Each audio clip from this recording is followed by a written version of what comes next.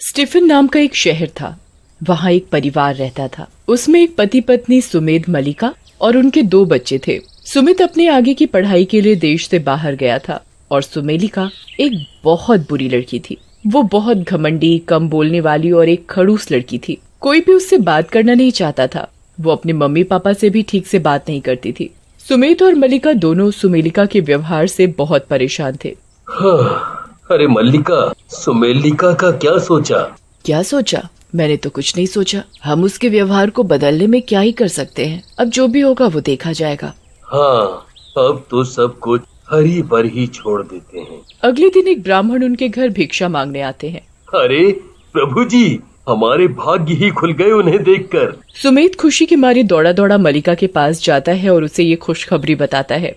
अरे तो फिर देर किस बात की? उन्हें जल्दी से घर में लाकर स्वागत करते हैं।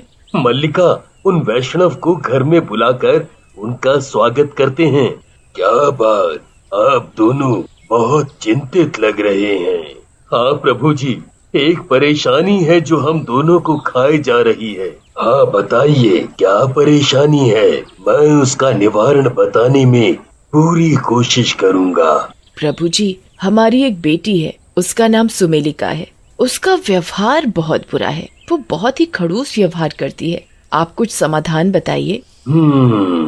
आपकी बेटी कोई साधारण लड़की नहीं है। क्या वो एक साधारण लड़की नहीं है? तो फिर वो कैसी लड़की है? वो तो आपको आगे जाके हरी कृपा से पता चल जाएगा।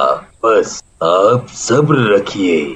और फिर वो ब्राह्मण मुस्कुराकर चले जाते हैं। सुमेध मलिका उनकी बातों पर विश्वास कर लेते हैं। सुमेलिका को स्कूल जाना बिल्कुल पसंद नहीं था और क्लास में 2 लड़के थे जो क्लास के सभी बच्चों को परेशान करते थे। कभी उनका सामान छीन लेते थे तो कभी सब बच्चों के सामान फेंक कर मारते थे।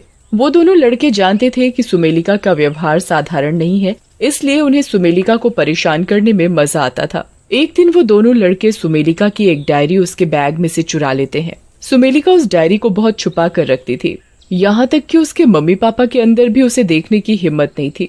सुमेलिका उसमें कुछ चित्र बनाती रहती थी। जब उन दोनों लड़कों ने उसकी डायरी चुपके से लेकर वो चित्र देखे तो वो दोनों हंसने लगे, क्योंकि वो बहुत अजीब थे। उसमें कोई बुरा सा आदमी या औरत बने होते थे और ऐसा लगता था जैसे उनको पेन से बुरे तरीके से खरोंच दिया गया हो। ये क्या भाई, ये कैसा चित्र है? बड़ा अजीब है। हाँ भाई, ये तो बड़ी अजीब है। भाई, आज तो इससे गंदे वाला मजा लेंगे, गंदे वाला। वो लड़के वापस क्लासरूम में जाते हैं। अभी टीचर को आने में 15 मिनट थे। सुमेलिका अपनी डायरी बेंच पर बैठी ढूंढ रही थी पर उसे नहीं मिली। तब वो लड़के दूसरों को परेशान कर रहे थे। तभी उन्होंने एक दूसरे से कहा, भाई चल ये डायरी सुमेलिका के ऊपर फेंक के मारते हैं। ओ चल, मैं फेंक के मारता हूँ उसको। हाँ। और फिर वो लड़का सुमेलिका की चोरी की हुई डायरी उसके ऊपर फेंक कर मारते हैं। जब सुमेलिका को वो डायरी लगती है और उसे जब पता चलता है कि वो उसी की डायरी है जो उन दोनों लड़कों ने चुरा ली थी, तो उसे बहुत गुस्सा आता है। तब वो उन दोनों को कुछ नहीं कहती। फिर वो अपनी डायरी खोलती है और फिर एक अजीब सा शरीर बनाती है और वो उस शरीर के पेट में पेन से गोल गोल घुमाने लगती है। तभी वो लड़का जिसने उस पर डायरी फेंकी थी उसके पेट में दर्द होने लगता है। फिर सुमेलिका उस डायरी पर बने शरीर के पेट पर और दबाव से पेन को गोल गोल घुमाने लगती है और उस लड़के को और तेज दर्द होने लगता है। फिर सुमेलिका उस चित्र वाले शरीर के गले में लाल पेन से एक कट लगा देती है जिससे उस लड़के को उल्टी आने लगती है। तभी सुमेलिका उस शरीर के गले पर दोबारा दबाव से एक कट मारती है जिससे उस लड़के को खून की उल्टी होने लगती है और उसका दोस्त बहुत डर जाता है। तभी पीछे से टीचर आ जाते हैं और उन दोनों लड़कों को बोलते हैं, अरे इस लड़के को बाहर स्कूल के मेडिकल रूम में ले जाओ। और फिर वो दोनों बाहर चले गए। फिर टीचर सुमेलिका के पास आते हैं और उससे उसकी डायरी छीन लेते हैं और उस शरीर वाले चित्र को देखते हैं और उस पर कुछ लिखकर उसे दे देते हैं। सुमेलिका जब उसे देखती है तो उसे कुछ समझ नहीं आता, क्योंकि उस पर C+ लिखा होता है और वो टीचर की तरफ सिर उठाकर देखती है। ये तुमने जो भी बनाया है बहुत बुरा है, कलाकारी के लिए भी और किसी की जान के लिए भी। और फिर वो टीचर आगे जाकर अपनी सीट पर बैठ जाता है। सुमेलिका जब ये सुनती है तो उसे बिल्कुल अच्छा नहीं लगता और वो इस टीचर से गुस्सा हो जाती है। फिर जब टीचर सभी बच्चों को खड़े होकर पढ़ा रहा होता है तो सुमेलिका फिर अपनी डायरी निकालती है और फिर एक अजीब सा शरीर बनाती है और अपनी लाल पेन निकालती है और उस शरीर के सिर पर जोर से पेन से घोंप देती है और तभी टीचर का सिर जोर से फट जाता है और उसमें से खून का फुहारा निकल जाता है। क्लास में बैठे सारे के सारे बच्चे डर जाते हैं, लेकिन सुमेलिका के साथ में बैठी एक लड़की इशिता उसे चुपके से देख रही होती है और वो देखती है कि टीचर को इस तरह मरते हुए देखकर सुमेलिका मुस्कुरा रही है और इशिता ये देखकर घबरा जाती है। तभी क्लास का मॉनिटर क्लास से बाहर जाकर ये बात वॉचमैन को बता देता है और वॉचमैन टीचर को हॉस्पिटल ले जाता है। थोड़ी ही देर में स्कूल की छुट्टी हो जाती है और सुमेलिका के घर पहुंचने से पहले इशिता उसके घर पहुंच जाती है। सुमेध और मलिका घर के बाहर के बगीचे में ही खड़े होते हैं और इशिता दौड़ती दौड़ती उन दोनों के पास पहुंचती है। अंकल आंटी मेरी बात सुनो जल्दी। अरे इशिता बेटा, तुम यहाँ क्या हुआ? अरे इशिता बेटा, इतना हाफ रही हो, अंदर आ जाओ और आराम से बताना कि क्या हुआ। नहीं नहीं आंटी, वो सुमेलिका बहुत बुरी लड़की है। आज उसने स्कूल में 2 लोगों को घायल किया।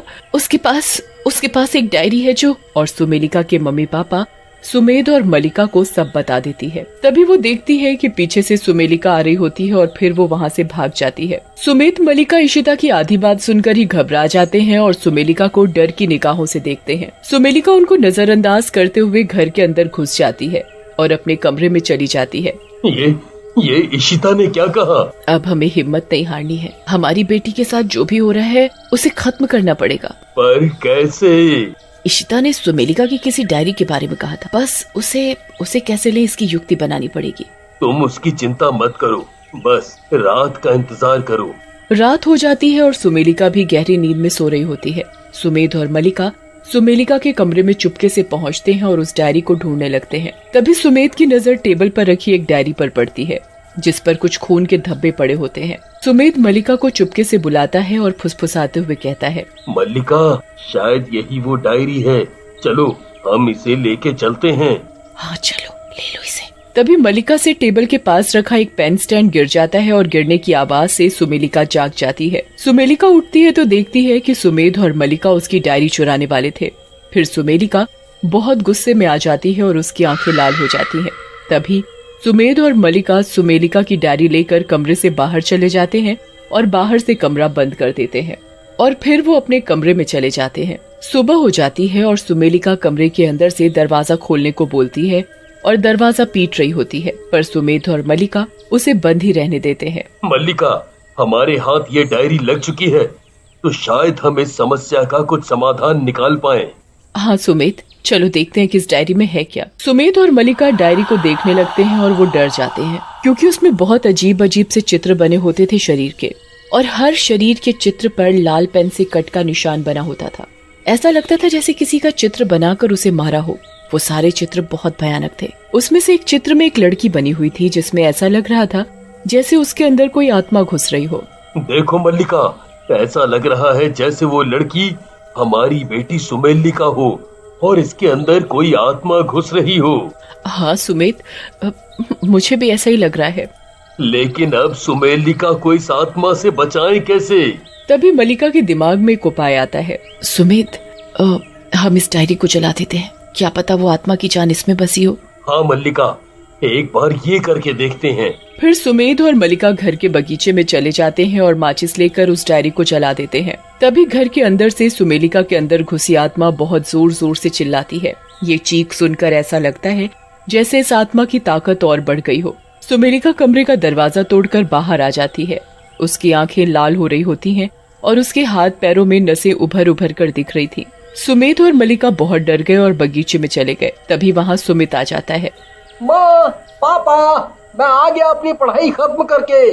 सुमेध और मलिका सुमित को भाग जाने को बोलते हैं। आप दोनों मुझे भगा क्यों रहे हो और आप दोनों इतना डरे हुए क्यों हो? फिर सुमेध और मलिका सुमित को सब कुछ बता देते हैं। सुमित बहुत चौंक जाता है। तभी उसकी नजर बगीचे के कोने में पड़ी एक गुड़िया की तरफ पड़ती है। माँ, पापा, देखो वहाँ क्या पड़ा है। सुमेध मलिका सुमित के साथ चले जाते हैं। इतने में सुमेलिका वहाँ आ जाती है। वार करने के लिए पास में रखी कैंची को उठा लेती है। वो वहाँ आ ही रही होती है। तभी सुमेध अपने हाथ में रखी माचिस से उस गुड़िया को जला देती है और वो आत्मा सुमेलिका के शरीर से निकलकर गायब हो जाती है और सुमेलिका बेहोश हो जाती है। सुमेध और मलिका उसे घर के अंदर ले जाते हैं और बिस्तर पर लेटा देते हैं। थोड़ी देर बाद जब सुमेलिका उठती है, अपने मम्मी पापा को गले लगा लेती है।